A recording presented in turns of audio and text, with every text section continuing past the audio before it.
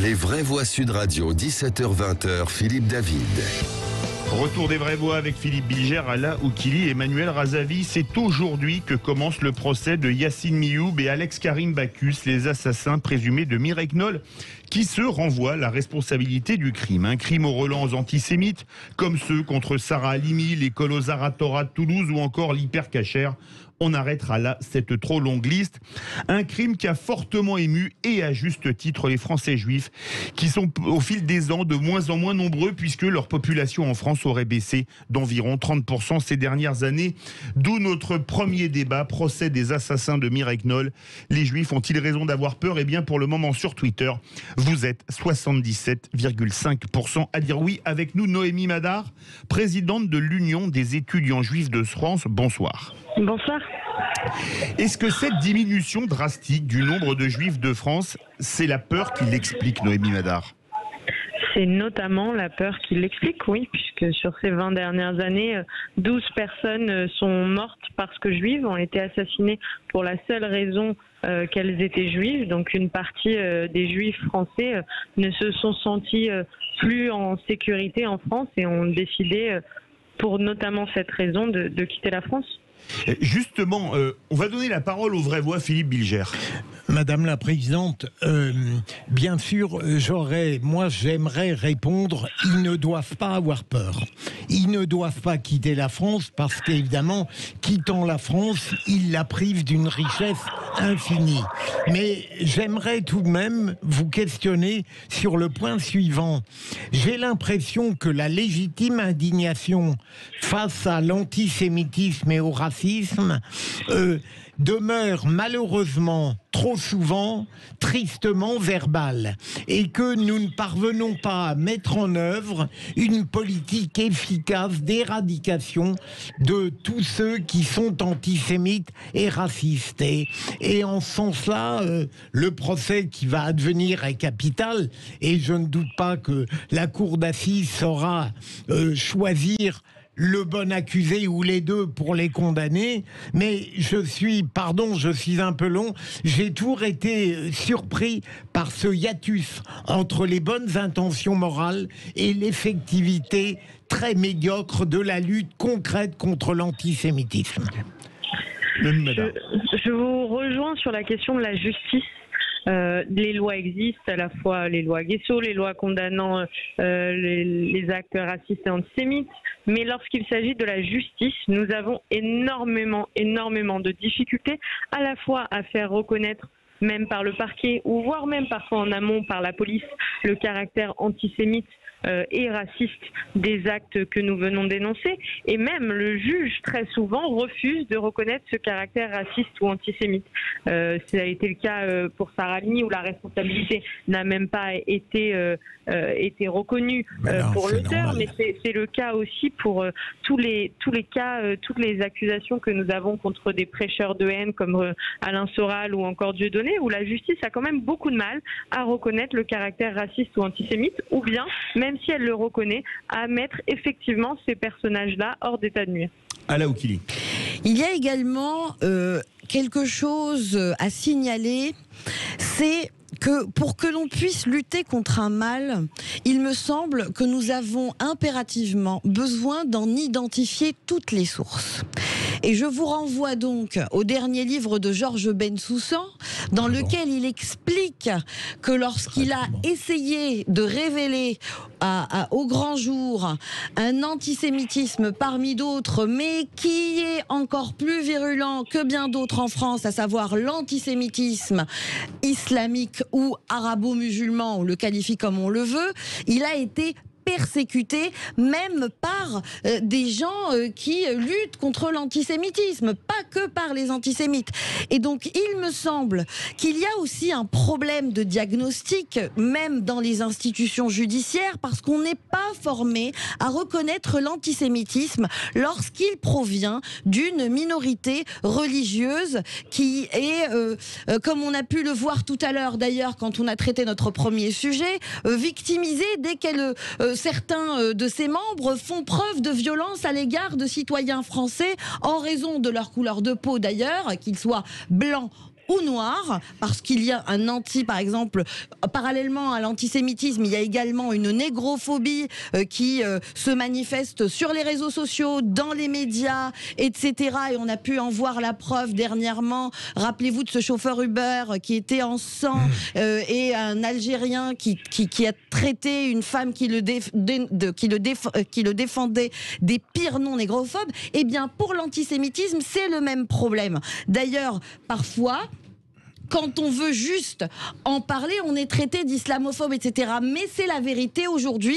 Les banlieues où il y a des communautés majoritairement musulmanes ont vu les juifs partir. Nous parlons aujourd'hui, rendez-vous compte, on parle d'alias internes au sein du territoire français. Des juifs que je connais personnellement s'organisent entre eux pour trouver des moyens financiers pour permettre à des familles pauvres coincées dans certaines banlieues assez chaudes, donc pour pouvoir les aider à aller dans des quartiers où ils ne seront pas visés parce qu'ils portent une kippa ou parce qu'ils ont une étoile de David. Donc oui, il y a un problème de diagnostic et il faut que l'on puisse démocratiser, libérer la parole au sujet de cet antisémitisme et bien sûr focaliser aussi sur les autres. Noémie Madar, est-ce qu'on n'a pas mis, on va dire, la couverture sur les faits pendant des années ? Comme le dit justement Ala Oukili. Je le dirais d'une autre manière, mais en tout cas, dans toute la première partie des années 2000, il y a eu un antisémitisme virulent, notamment lié à l'importation du conflit, que cette importation du conflit a aussi été une des sources de l'antisémitisme dans l'islam radical, et que ces antisémitismes se sont d'une certaine manière croisés ou en tout cas auto-alimentés, et que dans toute la première partie des années 2000, personne ne voulait voir l'antisémitisme qui grandissait dans certains quartiers de la France. Et c'est ce qui a fait que dans les écoles publiques, les élèves juifs sont partis de ces écoles-là et n'y sont jamais retournés. Et aujourd'hui, il est bien impossible de demander à des élèves qui auraient quitté l'école publique, ou bien dont les frères et sœurs auraient quitté l'école publique, ou bien même aujourd'hui nous sommes une génération après dont les parents auraient quitté l'école publique, de retourner dans cette école publique, parce qu'il y a un sentiment de peur légitime qui existe face à cet antisémitisme, qui vient de l'islam radical, qui vient de l'importation du conflit, et qui dans certains quartiers de France aussi, qui vient de l'extrême droite. Et nous sommes pris en tenaille entre ces trois formes d'antisémitisme, malheureusement, et dénoncer l'un n'empêche pas de dénoncer l'autre. On l'a vu malheureusement de façon très poussée cet été avec les anti-passes sanitaires, et on le voit dans certains quartiers avec un antisémitisme extrêmement virulent et un antisionisme qui parfois et qui souvent aujourd'hui se retrouve également à l'extrême gauche. Emmanuel Razavi. On partage ce constat, en fait, une fois de plus, il y a trois sources, de toute façon, d'antisémitisme en France. Il y a évidemment une source d'extrême droite, elle n'est pas nouvelle.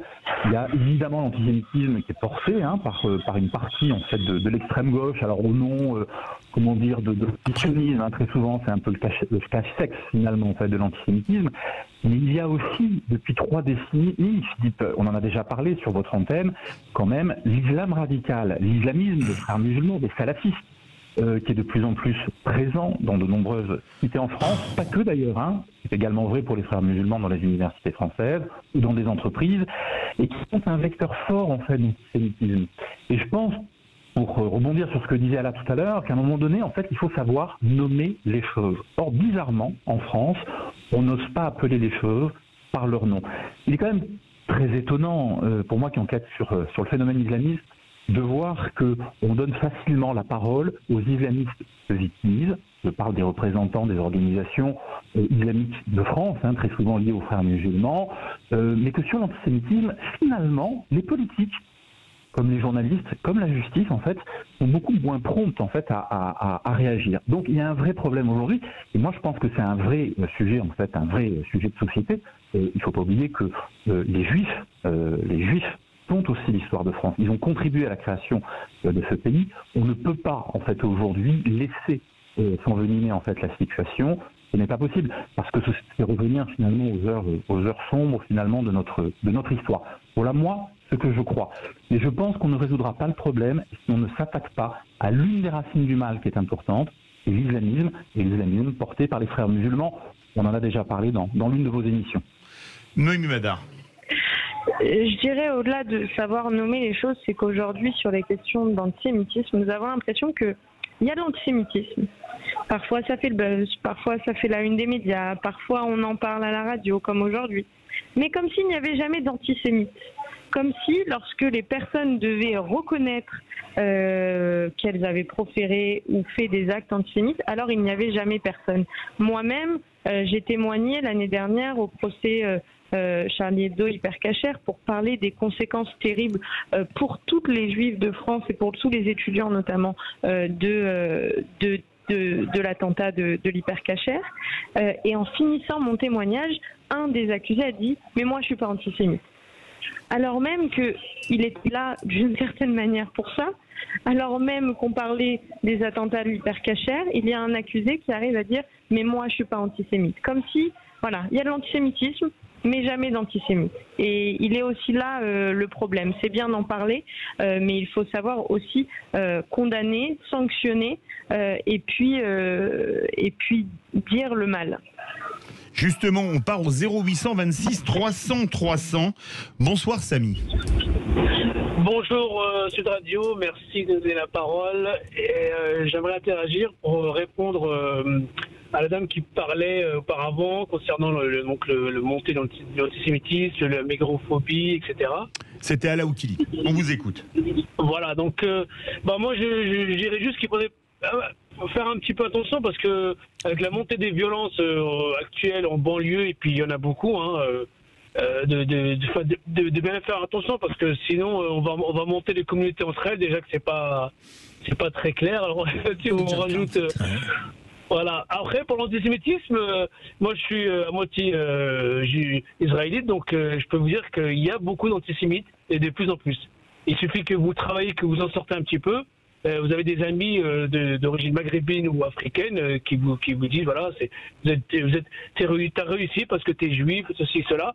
Et ça, c'est à force, déjà c'est l'antisémitisme. Et c'est dur, franchement, c'est dur à entendre tous les jours. C'est une sorte de discrimination. Parce qu'on est discriminé. Samy, je vous pose une question.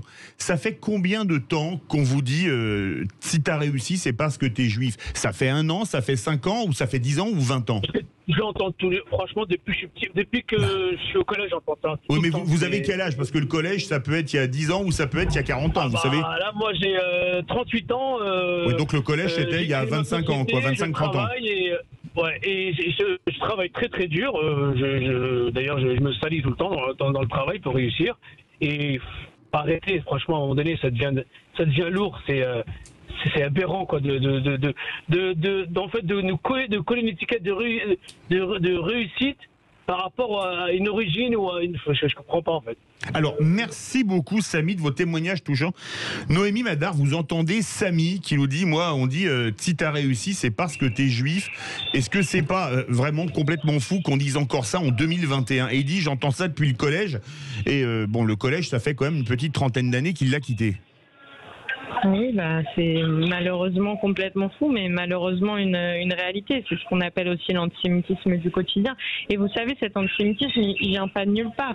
À l'extrême droite, c'est des gens comme Alain Soral ou Dieudonné. À l'extrême gauche, c'est des gens comme Anas Kazib, notamment, qui là récemment a fait une vidéo pour la libération de Georges Ibrahim Abdallah, où il mélangeait impérialisme, Pétain, colonialisme, Abdallah, Israël. Candidat à la présidence. Oui, candidat à la présidence. Sans drapeau français. C'est quand même. Mais par contre, le drapeau palestinien, il n'y a pas de souci. Vous voyez, c'est aussi ça la problématique à l'extrême gauche, c'est que tout est mélangé et que ce sont ces discours-là qui imprègnent la société. Donc, il faut aussi traiter du côté des prêcheurs de haine. Il faut à la fois savoir condamner celles qui portent une pancarte qui et savoir condamner Alain Soral. Il faut à la fois savoir condamner des personnes comme Anas Kazib et aussi condamner des syndicats qui, sur les campus, empêchent les étudiants juifs tranquillement de pouvoir dire qu'ils vont en Israël cet été parce que ça devient quasiment un crime de dire qu'on va en Israël pendant l'été. Philippe Bilger et Noémie Madar, rapidement. Est-ce que vous n'avez pas l'impression que la lutte contre l'antisémitisme est un peu affaiblie par le fait, et vous en êtes la responsable, mais je le dis avec beaucoup de déférence, cette volonté, alors que les années qui viennent de passer démontrent que l'antisémitisme vient de l'islamisme et de l'ultra-gauche, de continuer à cultiver une sorte d'équilibre qui vous contraint à répéter en permanence Soral et qui encore est Dieudonné, alors que c'est infinitésimal par rapport à ceux qui concrètement sont profondément antisémites dans leurs propos et dans leurs actes. Noémie Madar. Écoutez, le discours qui dit que l'antisémitisme c'est la faute de ceux qui luttent contre le racisme et l'antisémitisme, je l'ai déjà beaucoup entendu et il me fait... Non mais bon, voilà, première chose. Deuxième chose, je veux dire, on a quand même passé tout l'été à parler de passe sanitaire, de passe nazitaire, de liste de juifs, de qui, et c'est pas comme un gâteau qu'il faudrait partager. Alors est-ce que je lutte plus contre ça ou plus contre ça? Nous sommes à la fois partie civile pour le procès Hyper Cacher et nous sommes partie civile contre Alain Soral. Nous luttons à la fois dans les classes contre les préjugés qui sont ancestraux et qui viennent de l'extrême droite, et nous sommes aussi dans les quartiers pour pouvoir lutter contre ceux qui diraient que les sionistes sont les vendus de la terre. Donc voilà, c'est la réalité. Malheureusement, j'aimerais pouvoir vous dire qu'il n'y a pas d'antisémitisme, ou j'aimerais pouvoir vous dire qu'il n'y a qu'un seul type d'antisémitisme. Mais malheureusement, sur le terrain, à la fois dans les universités ou ailleurs, nous nous rendons compte que l'antisémitisme vient de toutes parts et il faut pouvoir savoir d'où vient le danger pour pouvoir le combattre. Merci Noémie Madar, présidente de l'Union des étudiants juifs de France, d'avoir été avec nous dans les vraies voix de Sud Radio. Verdict sur Twitter. Procès des assassins de Mireille Knoll. Les juifs ont-ils raison d'avoir peur? Vous êtes 79,3% à dire oui sur Twitter. Ça vous dirait une petite chronique présidentielle pour mettre une ambiance un peu plus légère avec Philippe Rossi? Eh bien c'est tout de suite les vraies voix.